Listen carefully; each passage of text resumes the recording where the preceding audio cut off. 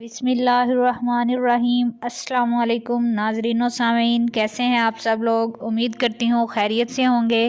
Positive thoughts میں آپ سب کو خوش آمدید کہتی ہوں۔ جی تو ناظرین، آج کا ہمارا موضوع ہے حضرت امیر خسرو اور ان کی اپنے مرشد سے عقیدت۔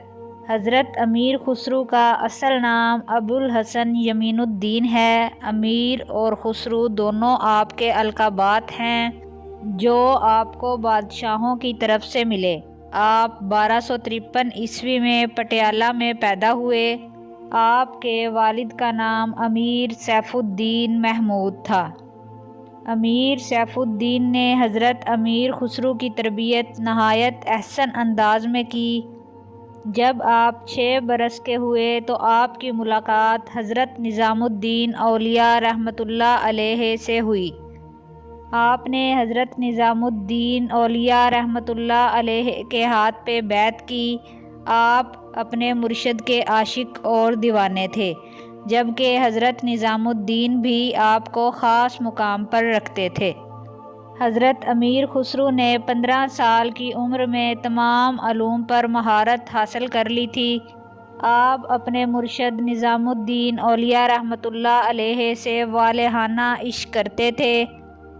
آپ کا اپنے مرشد سے عقیدت کی وجہ سے ایک واقعہ بہت مشہور ہے جو میں آج آپ سے شیئر کروں گی۔ واقعہ کچھ اس طرح ہے کہ ایک دن ایک سید زادہ حضرت نظام الدین اولیاء کی خدمت میں حاضر ہوا اور عرض کی، یا حضرت، میں ایک غریب سید زادہ ہوں، سر پر جوان بیٹیوں کا بوجھ ہے، سادات گھرانے کی نسبت کی وجہ سے زکوٰۃ بھی نہیں لے سکتا، آپ براہ مہربانی میری مدد فرمائیں۔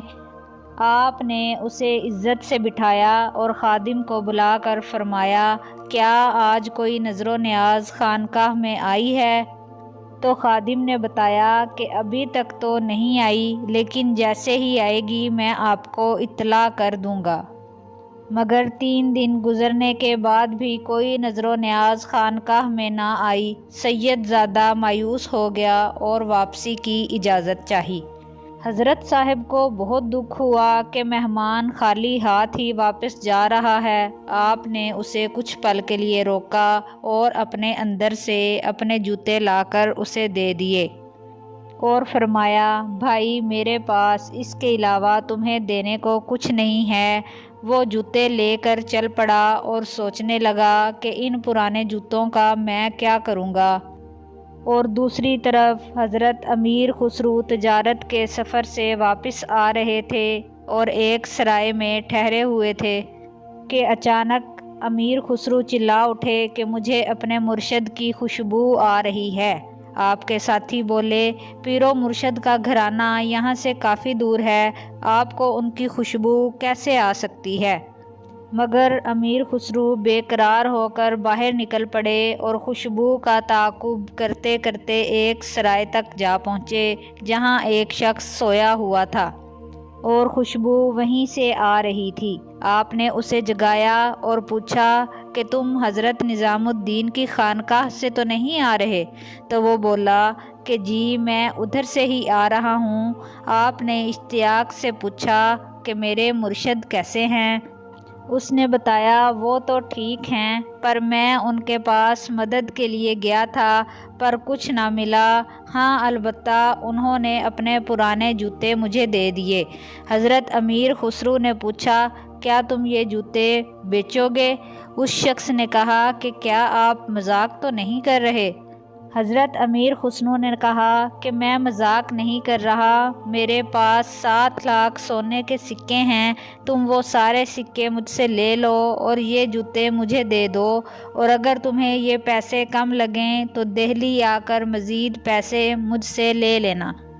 یہ سن کر وہ شخص چکرا گیا اور کہا، میرے لیے تو چند ہزار سکے ہی کافی ہیں، میں اتنے سکوں کا کیا کروں گا؟ مگر حضرت امیر خسرو نے زبردستی تمام سکے اسے تھما دیے اور جوتے لے کر امیر خسرو اسی طرح خانقاہ میں داخل ہوئے۔ जूते दस्तार में लपेट कर सर पर रखे हुए थे और ज़ारों कतार रो रहे थे। हज़रत निज़ामुद्दीन ने मुस्कुराते हुए पूछा कि खुसरू, हमारे लिए क्या लाए हो? आपने जवाब दिया, या सैयदी, आपके जूते लाया हूँ। तो आपने फरमाया कि कितने में ख़रीदे? हज़रत अमीर खुसरू ने जवाब दिया, 7 लाख सिक्कों में। तो आपने फरमाया, खुसरू, इतने सस्ते ख़रीदे हैं? हज़रत खुसरू ने जवाब दिया कि या सैयदी, अगर वो शख्स इन जूतों के बदले मेरी जान भी मांगता तो मैं दे देता।